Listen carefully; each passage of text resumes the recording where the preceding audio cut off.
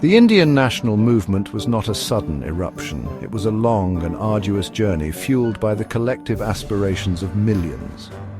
The seeds of discontent were sown during the British East India Company's rule. The company's exploitation of India's resources and the systematic dismantling of its traditional industries created widespread resentment. The Sepoy Mutiny of 1857, though brutally suppressed, was a testament to the simmering anger against British rule. It was a precursor to the organized struggle that would follow. The educated Indian elite, exposed to Western ideals of liberty and self-determination, began to question the legitimacy of British rule.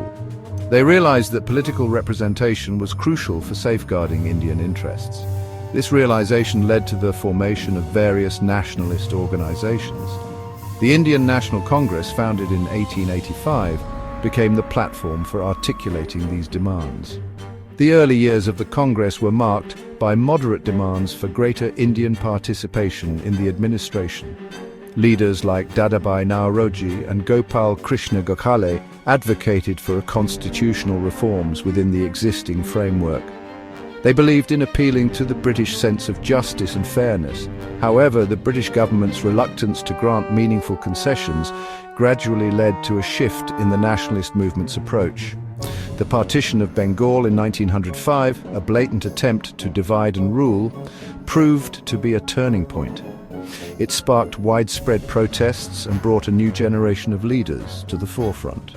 These leaders, disillusioned with the moderate approach, advocated for more assertive methods to achieve self-rule. Dadabhai Naoroji, known as the Grand Old Man of India, was a pioneering figure in the early nationalist movement.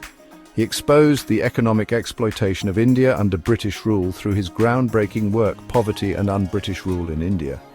Naoroji's drain theory argued that Britain was siphoning off India's wealth, leaving it impoverished. He advocated for greater Indian representation in legislative councils and the civil services to address this economic injustice.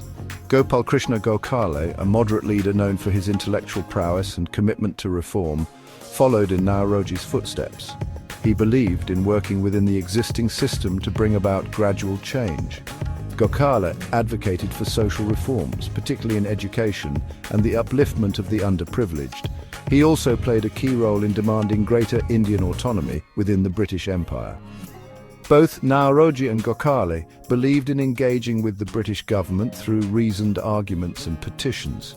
They attended sessions of the British Parliament, raising awareness about Indian grievances. While they achieved some success in securing minor reforms, their moderate approach was increasingly seen as inadequate by a growing section of the nationalist movement. The younger generation, inspired by leaders like Bal Gangadhar Tilak and Bipin Chandra Pal, believed in more assertive methods to achieve self-rule. They argued that the British government would only respond to pressure, not pleas. This difference in ideology led to a split within the Congress in 1907, marking a shift towards more radical and assertive forms of nationalism. The early 20th century witnessed a surge in nationalist sentiment, particularly among the youth.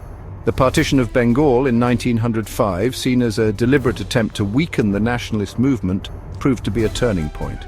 It ignited widespread protests and boycotts of British goods, demonstrating the growing strength of popular resentment against colonial rule.